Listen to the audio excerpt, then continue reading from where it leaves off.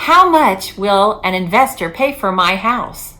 Probate Real Estate 101. That's our topic today. Let's get started right after this.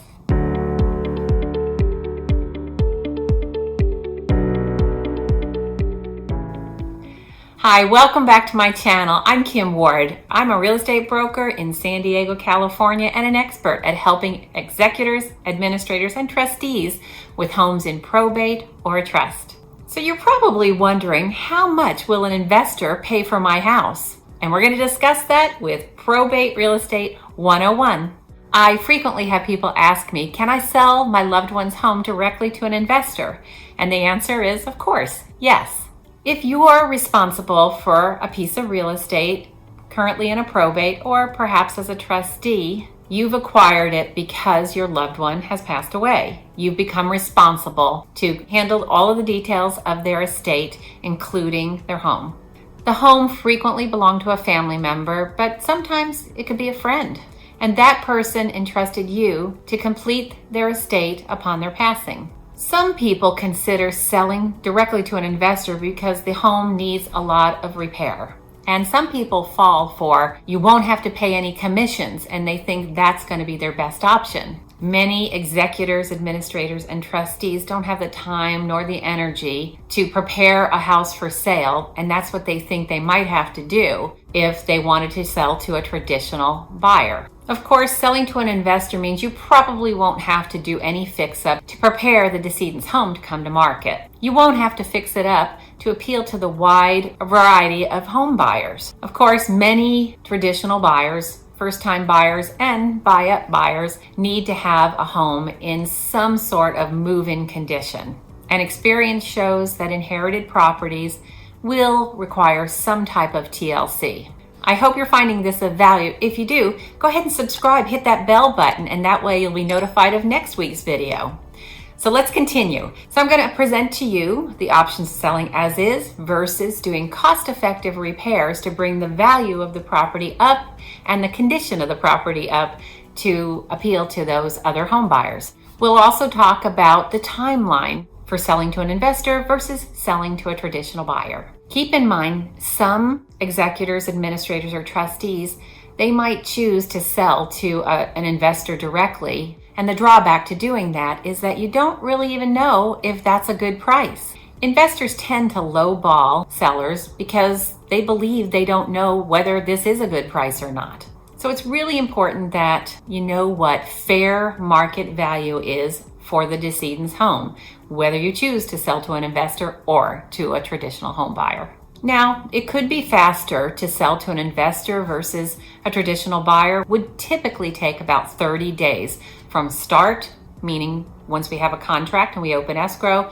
to the completion and we close escrow, and the estate would receive the net proceeds. My team and I have helped many executors, administrators, and trustees to sell their loved ones' homes.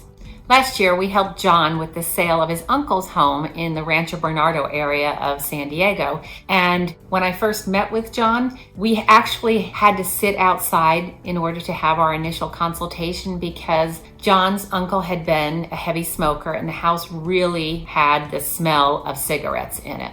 So I presented to John the option of selling as is. We figured somewhere in the low 500s would get an investor to purchase the property versus cost-effective repairs that my team and I helped organize for John, which is what he chose to do.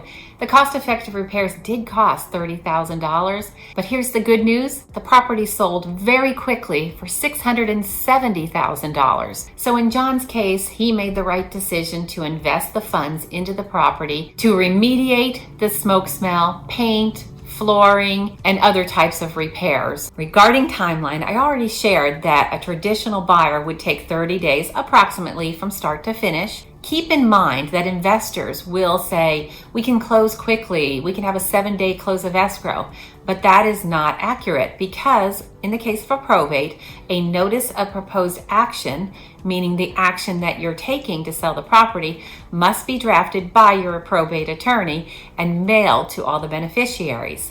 Once that document, the NOPA, is mailed to the beneficiaries, there's a 15-day period that nothing can happen. We have to wait until that document expires. Then we can move forward with the next steps of the sale. So the reality is, even with a cash investor, you're going to have a timeline of around 20 days, and that's if everything goes absolutely right, versus an extra 10 days for a traditional buyer and most likely a better price for the estate. When you choose to work with my team and me because you believe we're your best option to help you through the preparation, the marketing, and the successful sale of your loved one's home, I will present all of the options to you, just like I did John, and you make the decisions. Once you make those decisions, I will get you more facts on the cost. If you choose that you want to consider cost-effective repairs, I will get you the facts, I will get you bids, and then you can make an informed decision on whether to go with a price as a cash investor